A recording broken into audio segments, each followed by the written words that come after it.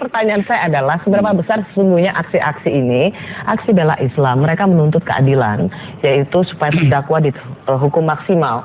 Tapi kemudian bagaimana menjawabnya atau bagaimana analisa Panglima bahwa aksi ini bisa juga didomplengi pada aksi yang berujung pada kudeta Presiden Jokowi? Kudeta Presiden Jokowi, saya agak tersinggung dikatakan seperti itu, karena saya sebagai umat Islam juga. Perlu saya buka memori. Muhammadiyah didirikan oleh Kiai Ahmad Dahlan pada 28 November 1912. Dan Nahdlatul Ulama pada tanggal 31 Desember 1926 dengan Kiai Hasyim Asy'ari.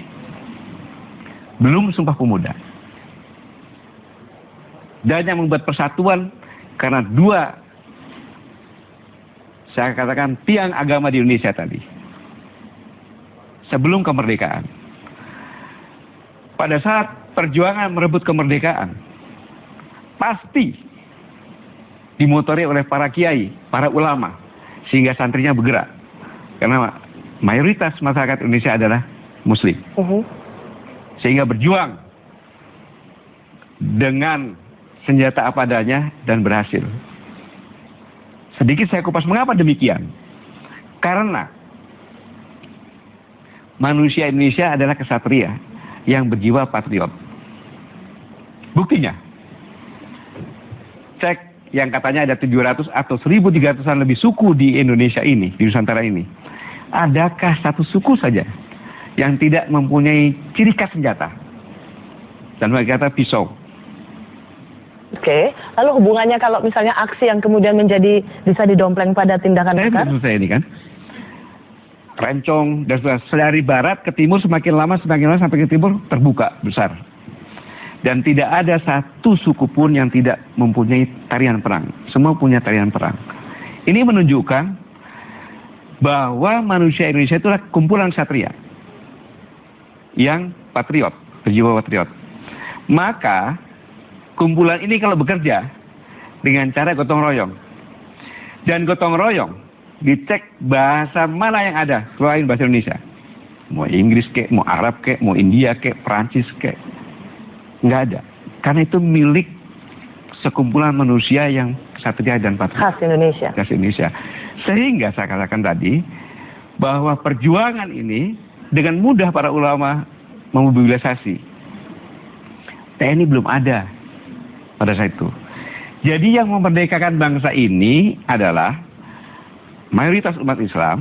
Nah, makar. Masa mayoritas Islam yang memerdekakan bangsa ini? Kemudian pada saat bangsa ini baru masih bayi,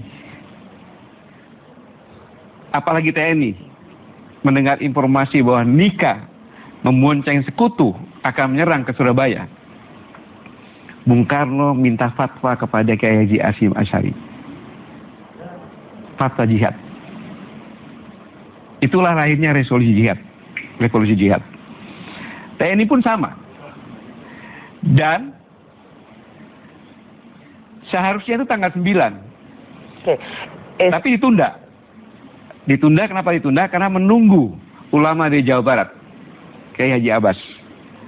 Dialah yang memimpin di sana.